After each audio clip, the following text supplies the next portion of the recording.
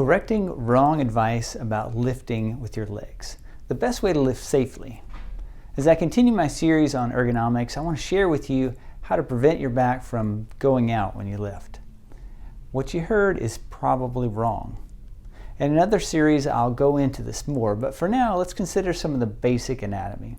When it comes to your spine, it's built of several arches that help displace the forces well. Think of the arch of a stone doorway. If you stacked those stones straight across the top, it would collapse. It'd be too much strain for the mortar. It would tear it right out. Not even rope or wire or nails could hold it in because the stresses would be so profound. In your spine, the mortar is your spinal discs, and the wire or ropes are the ligaments and muscles. With that in mind, let's write out the habits of lifting that you want to avoid. So, what do you think the most important one is? Wait for it. No, lifting with your legs is not the most important habit. It's not all wrong, but you can certainly lift with your legs and easily strain your back at the same time because the most important habits are not addressed. Here are the real habits that matter most. Habits to avoid while lifting. Allowing your back to be curved outward is the most important habit to avoid. Remember the natural, neutral lower back anatomy? Next, keep the weight away from your body. That's bad. You want to keep it close, right? So you want to avoid keeping it away. Next, twisting and bending at the same time, especially if the weight is heavy or you do it repeatedly. This is a sure method for spinal disc damage or even disc herniation.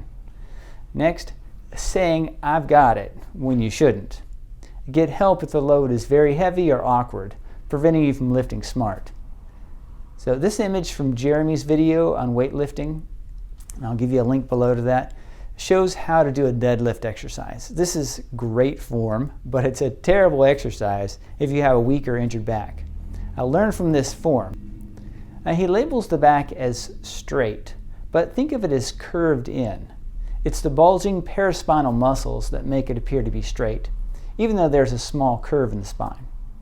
So one thing you can learn from that is that if your knees are really bad, you can still lift safely if you focus on posture and think of lifting with your hip muscles and keeping a curve in your lower back. Now, one final note. I've seen a number of people lifting very heavy loads at work or in the gym without any injury, but their back goes out from just bending over to lift a piece of paper. How can this be? How does it happen? Well, when they lift heavy, they're concentrating hard on form and activating all the related muscles. This overcomes small deficiencies in muscle activation caused by nerve interferences. But even the weight of your own body is excessive for small muscles that are inappropriate for the job. So if there's nerve interference, the spinal muscle coordination cannot be normal. And then when they bend to pick up the paper, their back goes out. This nerve interference from spinal dysfunction is what chiropractors specialize in correcting. Sometimes chiropractic treatment is necessary, and it's often helpful.